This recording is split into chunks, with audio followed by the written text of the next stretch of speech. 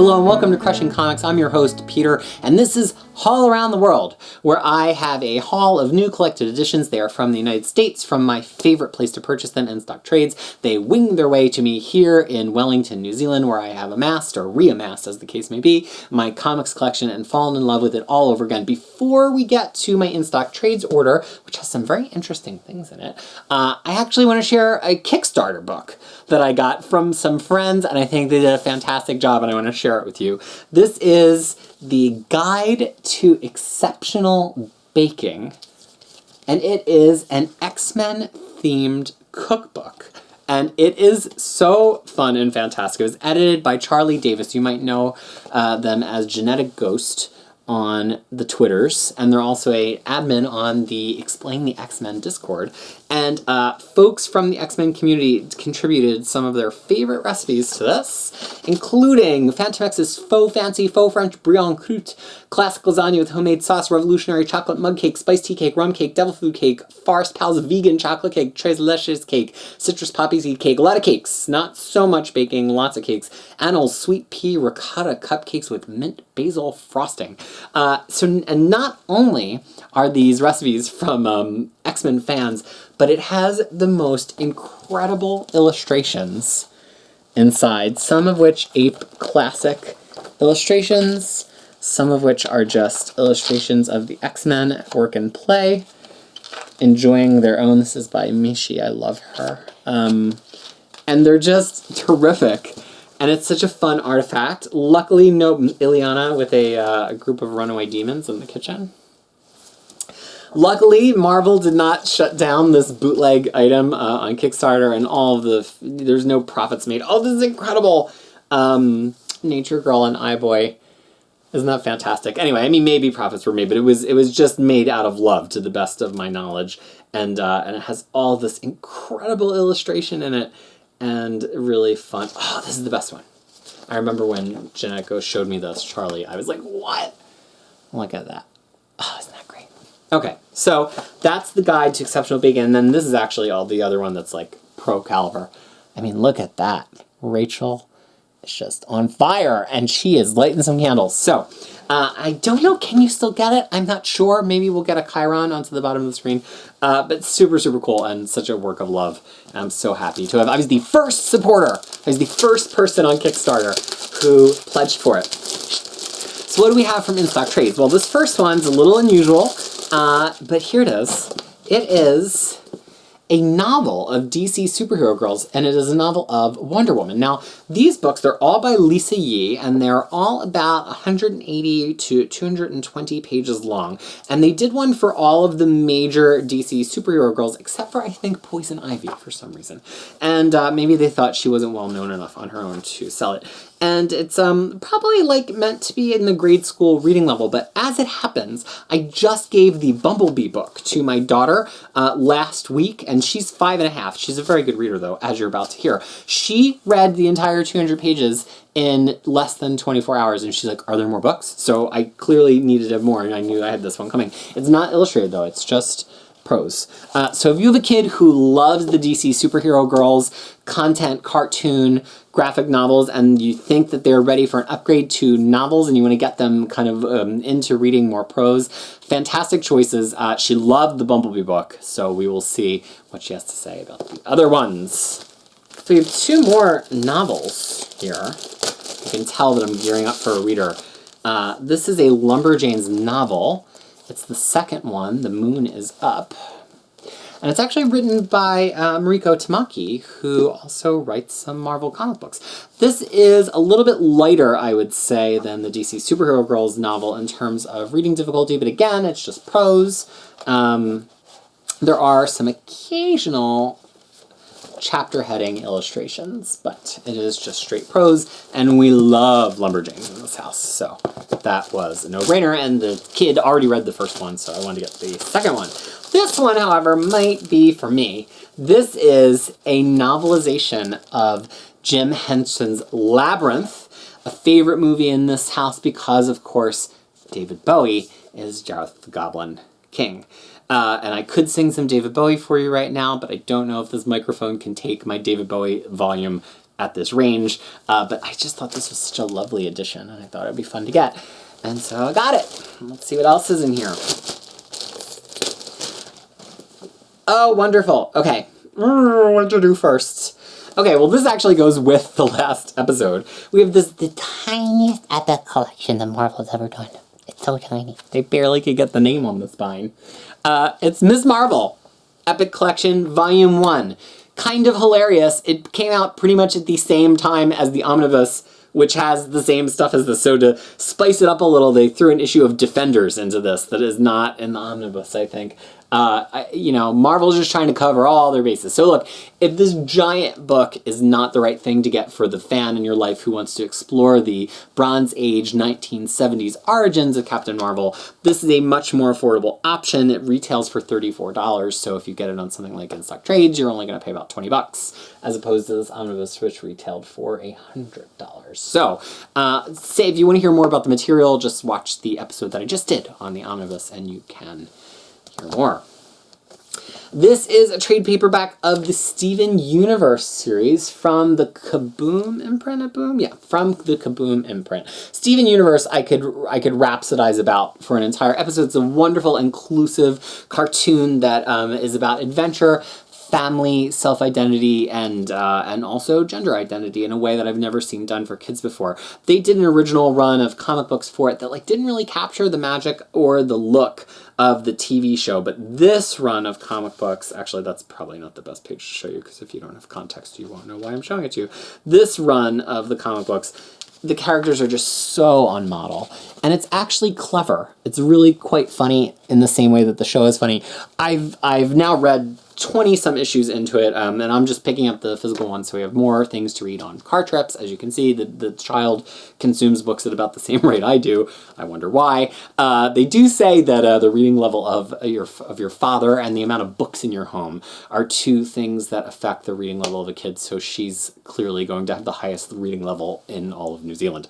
But highly recommended if you have seen the show. These really capture the magic of the show. They're totally appropriate for whatever age of kid you have watching the show. And if you haven't watched the show, it doesn't matter if you have kids or not. It is probably one of my favorite television shows of the last decade. Highly, highly endorsed. Just know that if you start with season 1, it starts with a lot of serialized, kind of wacky hijinks, and then at the end of season 1, which is weirdly 50 episodes long and is broken up on some services, you get the greater arc, and then it turns into this massive continuity-based arc of them progressing through this adventure. Fantastic. So, the next thing is The New World by Alice Cott and Trad Moore for Image Comics.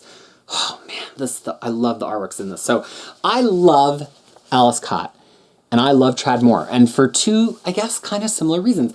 Alice Cott pushes against the status quo. He is not satisfied with just writing the same superhero story, the same revolution story, the same James Bond story. And you know what? Sometimes he swings and he misses. I have everything he has ever written, because I love, actually everything they've ever written, I think, because I love supporting. And you know what? Some of it isn't great. And that's fine. Because I would rather see somebody push the boundaries and occasionally swing and miss than just kind of turn in the expected thing. So I did not actually like Cott's 12 Days of Hate, which was also out in the last year. It just was a little pedantic for me. But I loved this series. And one of the reasons is Trad Moore. Trad Moore is this artist whose art, it looks like he's crafting the characters out of, especially in this book, out of kind of marshmallow or little rings of things. They're built in such a round way of all of these layers, but then his faces and his figures are so sharp. But look at these giant exaggerated eyes and the giant eyebrow. It's just got such a graphic design sensibility to it, even though it's storytelling and has characters. Spreads like these, he's using only 3 panels across this whole spread, and because his art is so big and chunky, he can color block in the art and really create a color feel. And actually, I think he's colored by someone else here. Let me see. Heather Moore, same last name, possibly related.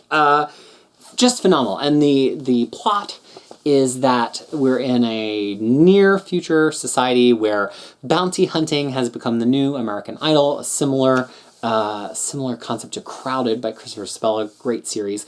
And we are following the one greatest hunter as she has a bit of a crisis of conscience, and also kind of starts to question, why is this even the way society is? And there's a very kind of President Snow from Hunger Games leading character who is kind of the downward force that's saying, no, keep the status quo, this is the way it should be. Really interesting, 5 and done, thought-provoking, funny, gorgeous, highly recommended.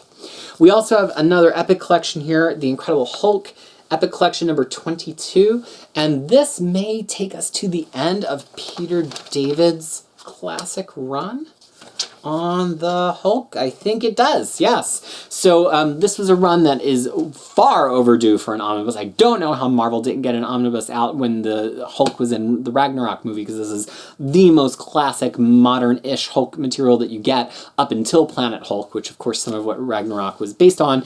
And Marvel has released the beginnings of this in an old, at this point, maybe almost a decade old, Visionaries series, Peter David Visionaries, but they only got about halfway through, and they've now gone the rest of the way in a series of epic collections, so you cannot get the whole thing, but I'm sure eventually they'll go back and recollect the stuff that was in the Visionaries in epic collections. This actually goes past the end of the Peter David material and into, or no, maybe it just ends the end of Peter David? I don't know. I could be talking out of my butt right now.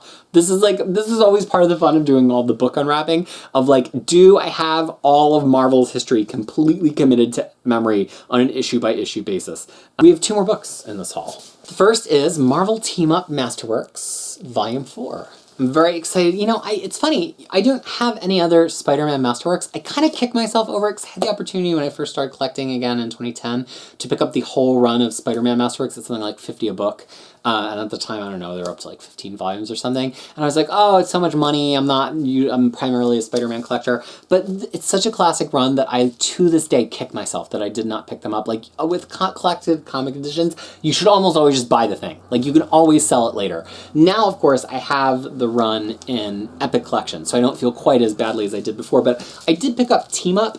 I think Marvel Team Up, which was a Spider-Man ongoing book, it started in 1972, and it was just every issue was Spider-Man teaming up with someone else. Occasionally Human Torch would step in for Spider-Man.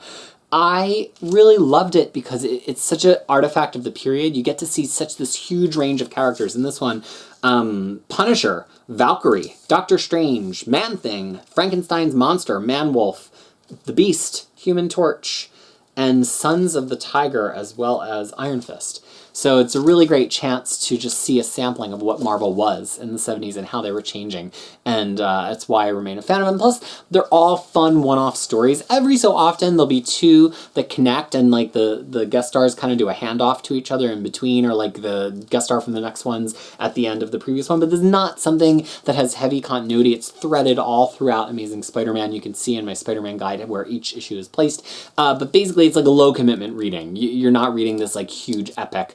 It very rarely goes more than 2 issues with a single story. But now folks, we have a big deal, a really big deal, because we have a new Uncanny X-Men Masterworks. Uncanny X-Men Masterworks 11, and this is a big Masterworks. That is a hunky one. I mean, just to put it up next against this other one, it is much larger. And that is because it has a lot of stuff in it. It has Uncanny X-Men 189 to 193, and I know you're thinking, 5 issues, really? But it also has Annual 8, Kitty Pryde and Wolverine number 1 through 6, their whole miniseries, which happens somewhere right around, it actually wraps up right as this run begins, I think, and X-Men and Alpha Flight number 1 and 2. So this is actually more issues not of Uncanny X-Men than issues of Uncanny X-Men. Now, here we have The Gift, which is an epic collection, which actually covers some of this material, 189 through 198. So, but it doesn't have the Kitty Pryde series in it. I don't know why. I don't know where they're planning on putting that in Epics. It does have the Alpha Flights, and then it also has Nightcrawler 1 through 4, which I think would probably be in the next Masterworks. So we had already plugged the color gap in X-Men with The Gift. That was actually the second to last no color reprints gap in Chris Claremont's run. The last one, of course, was the material immediately following Mutant Massacre, which was covered by the Mutant Massacre Omnibus last year. So from that perspective, it's not actually as wildly entertaining and popular as it would have been to get this prior to getting that first X-Men Epic Collection, The Gift. But the reason it's exciting is because we have 5, 6, 7, 8, 9, 10, 11. We're one more masterwork from a multiple of 3 masterworks. And generally, Marvel collects X-Men into omnibus at a rate of 3 masterworks per omnibus. And so the next masterwork, which probably will take us right to the end of this X-Men The Gift, theoretically, if we get that Masterworks early next year in 2020, maybe we could have Uncanny X-Men Omnibus Volume 4. Of course, that brings a lot of questions with it, because if we pull out, excuse me, Spiral, if we pull out the Mutant Massacre Omnibus, that one starts with Uncanny X-Men 210, and as I just said, The Gift ends with Uncanny X-Men 198. You've definitely heard me go on about this at length before. There is a gap between those two. It is covered by a trade paperback pre-epic collection called X-Men Ghosts, and it includes the Cyclops versus Storm fight for supremacy as the leader of the X-Men from issue 201, one of my favorite Uncanny X-Men issues of all time. But the question is, are they really going to put out an omnibus that ends only 13 issues prior to this one picking up, and then put out another hardcover that maybe collects the things that go before this, such as some of the beginning of X Factor, or not? But you've seen me discuss that on the channel. I've covered it on my blog. It is the biggest question of X-Men collecting, I think, that exists in the hands of Marvel right now, and my whole point is that we're one Masterworks away from then getting an omnibus that will finally answer this question. It could be called Uncanny X-Men Volume 4. It could also be called X-Men by Chris Claremont and John Romita Jr., because he pencils the majority of those issues, and it is hotly demanded. It's usually the #1 most requested omnibus on the secret ballot for most wanted omnibus that happens on the Marvel Masterworks forum. So that was this haul around the world. Some really fun and really different stuff in this one, all of which I can really highly recommend to you. So thank you so much for tuning in and watching me as I fall in love with my ever-expanding collection. I probably should find a way to shrink it a little bit at points, but that's not happening. I've been your host, Peter. This has been Crushing Comics, and thank you so much for watching.